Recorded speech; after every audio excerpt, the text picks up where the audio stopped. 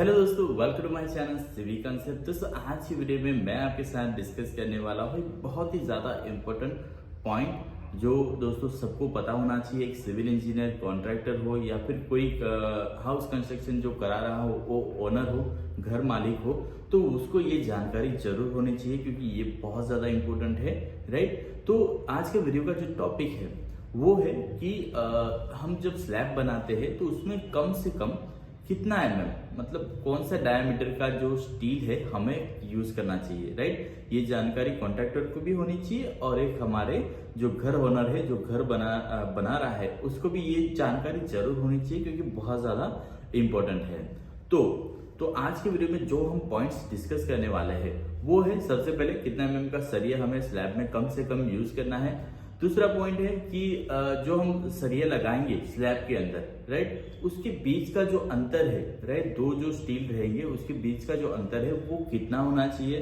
तीसरी कि जब हम स्लैब बनाते हैं तो उसमें कौन से अनुपात का, मतलब रेशियो का, ग्रेड का जो स्टील कंक्रीट है हमारा वो यूज करना चाहिए, राइट। जैसे आपको पता होगा, अगर आप सिविल इंजीनियर है या फिर कॉन्ट्रैक्टर है, अलग अलग ग्रेड के अलग अलग मिक्सचर की कंक्रीट दोस्तों साइड पे बनाए जाते हैं, बट स्लैब के लिए थोड़ा अच्छा कंक्रीट हमें यूज करना होता है। तो वो अच्छा कंक्रीट कौन से अनुपात का होगा, कौन से रेशियो का होगा, वो हम बात करेंगे। उसके बाद जो हम क्योरिंग करेंगे, राइट, मतलब जो स्लैब की जो तराई होती है, मतलब जो स्लैब हम कास्टिंग करने के बाद जितने दिन तक हम उसको क्योर करते हैं, पानी उसके ऊपर भर के रखते हैं, तो वो कितने दिन तक करनी चाहिए, ये सारे टॉपिक जो है वो दोस्तों आज के वीडियो में हम लोग डिस्कस करने वाले हैं। उससे पहले दोस्तों, अगर आप मेरे चैनल पर नए हो तो मेरे चैनल को सब्सक्राइब करिए, लाइक करिए और शेयर करिए, जिससे दोस्तों आपको इसी तरह से मेरे जो वीडियो है मिलते रहे। तो चलिए स्टार्ट करते हैं। तो स्लैब में जो है दोस्तों, स्लैब बहुत ही इंपॉर्टेंट कंपोनेंट है। कॉलम, स्लैब और बीम, ये तीन बहुत ज्यादा इंपॉर्टेंट कंपोनेंट।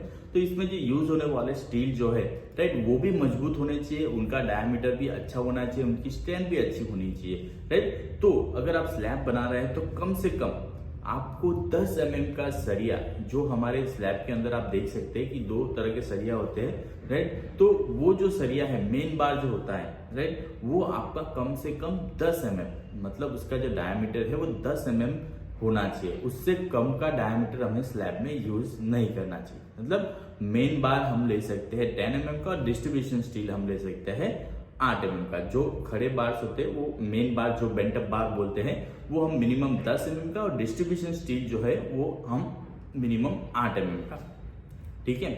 बट आपका घर थोड़ा आप और मजबूत बनाना चाहते हैं तो 12 और 8 का दो स्टील है वो आप यूज कर सकते हैं। और कॉलम में भी दोस्तों मिनिमम आपको 12 का स्टील यूज करना बहुत ज्यादा जरूरी है, जो हमारे जो घर है उसको एक्स्ट्रा मजबूती देता है।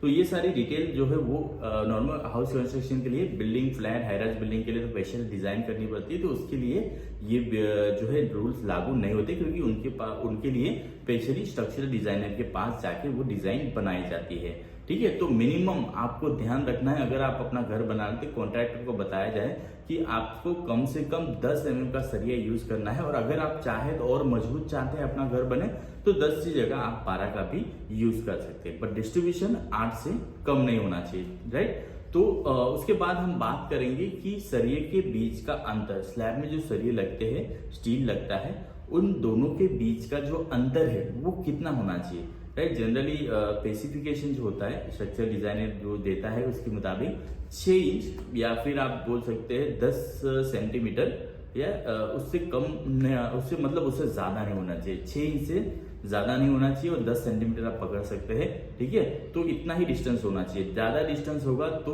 वो जो है भाग थोड़ा वीकन हो जाएगा, राइट। तो 6 इंच का डिस्टेंस आपको चेक करना है कि जो कॉन्ट्रैक्टर है, क्योंकि दोस्तों डिस्टेंस बढ़ेगा तो क्या होगा, उसका स्टील कम यूज होगा, ठीक है, तो उसकी बचत होगी। बट मिनिमम 6 इंच का डिस्टेंस आपको चेक करना है कि आपका जो स्लैब में, जो स्लैब है दो तरह के होते हैं, 1 वे 2 है, राइट। कोई भी स्लैब हो उसमें जो सरिये के बीच का अंतर है आपको 6 इंच मिनिमम, राइट, उतना तो आपको रखना ही है, ठीक है।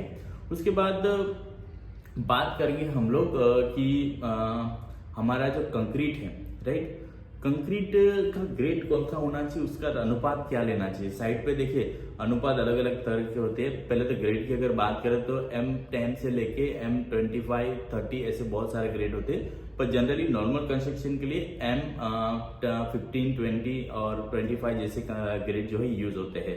तो हम अगर नॉर्मल हाउस कंस्ट्रक्शन कर रहे हैं राइट, तो उसके लिए हमें जो रेशियो लेना, तो घर बनाने के लिए हमें जो रेशियो लेना है 1:1:2 राइट, मतलब 1 अनुपात में सीमेंट, 1 अनुपात में सैंड और 2 अनुपात में हमें एग्रीगेट राइट, यही रेशियो लेना है। या फिर M20 ग्रेड ऑफ कंक्रीट जिसका रेशियो है 1:1.5:3, तो ये थोड़ा एक्स्ट्रा स्ट्रेंथ आपको प्रोवाइड करता है, तो M20 ग्रेड बहुत अच्छा माना जाता है। ठीक है, तो ये दो रेशियो है, इन दोनों में से आप कोई भी सिलेक्ट कर सकते हैं। ठीक है, और ये जो रेशियो है इस हिसाब से आपको साइड पे कंक्रीट बनाना है। कंक्रीट को आपको दोस्तों बहुत ही अच्छे से वाइब्रेट भी करना है। ठीक है, बहुत सारे घर बनते हैं पर बहुत दिनों के बाद, मतलब थोड़े सालों के बाद उसमें वाटर लीकेज और पपड़ी निकलना, स्लैब का थोड़ा बहुत मतलब उसका पोर्शन गिरना, ये सारी चीजें होती है। उसका कारण है कि जो स्लैब है उसमें हम अच्छे से कॉम्पैक्शन, जो रोड से कॉम्पैक्शन किया जाता है, दूसरा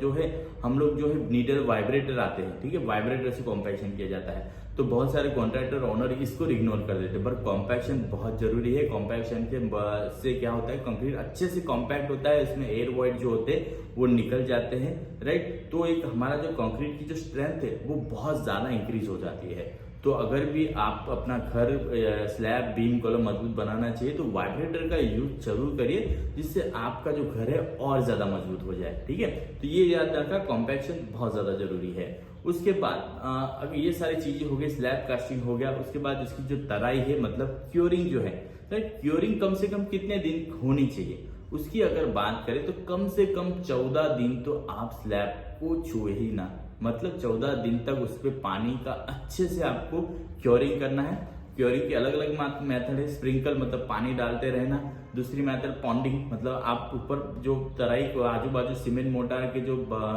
ये बना देते हैं उसके बाद उसमें पानी भर के रखना है। तो 14 दिन तो आपको मिनिमम करना है। और स्लैब की जो शटरिंग है मिनिमम 21 दिन के बाद ही आपको हटानी चाहिए, तभी दोस्तों आपका स्लैब जो है बहुत ही मजबूत था।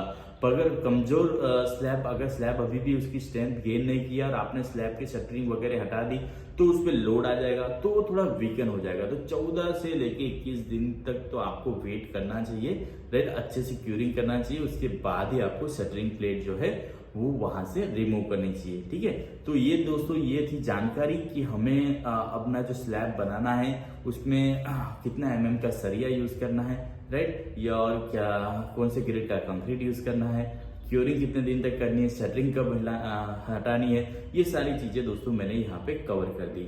और दोस्तों आपको मेरा वीडियो अच्छा लगा तो जरूर सब्सक्राइब कीजिए, और इसके रिलेटेड आपको कोई भी डाउट हो, क्वेश्चन हो, मुझे जरूर कमेंट करिए, मैं उसका आंसर जरूर दूंगा।